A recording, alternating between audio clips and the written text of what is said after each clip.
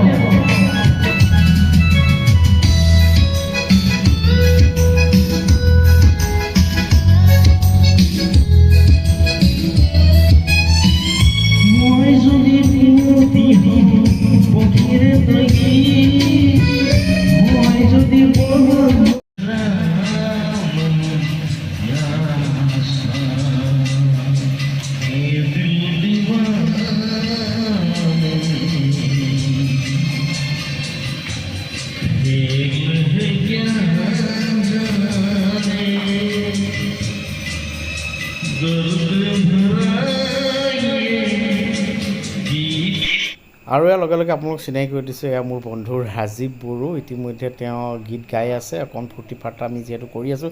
আৰু আপোনালোক চিনাকি কৰিছোঁ, এয়া ৰাজীৱ বড়ো দাত সদূৰ ইটালীত থাকে। তেওঁ হিন্দীত এটি গীত পৰিৱেশন কৰিছে, অসমীয়াতো গীত পৰিৱেশন কৰিছে। দেখুৱাম, চাই থাকক মোৰ ব্লগটো। বৌ আছে, বৌয়ে আমাৰ কাৰণে সুন্দৰকৈ ৰান্ধিছে বাঢ়িছে এটা স্মৃতি হিচাপে মই ইউটিউব চেনেল দেওবাৰ যদি আপোনালোকৰ ব্লগটো যিটো ভিডিঅ' আছে সংৰক্ষণ কৰি ৰাখিম আৰু ইতিমধ্যে দাদাই ইটালীৰ কিছু খাদ্য সম্ভাৰ আমাক বনাই খুৱাইছে মানে বিশেষকৈ চিকেন ইটালীত কেনেকৈ ৰান্ধে তাৰো কিছু তৰিকা আমাক বনাই দেখুৱাইছে আমি চাম বাৰু সদ্যহতে দাদাৰ ওচৰলৈ যাম দাদাই আৰু গীত গাম বুলি কৈছে ইতিমধ্যে বৌয়ে ভাত সম্পূৰ্ণ সাজু কৰিছে আমাক খাবৰ বাবে কৈছে আৰু গীত নাগাওঁ তথাপিতো বৌক এটা মই ৰিকুৱেষ্ট কৰিম গীত গাবৰ কাৰণে আৰু দাদাই যি ইটালীত মিট বনায় মাংস বনায় কি এটা ৰেচিপি তাকো চাম চাই থাকোঁ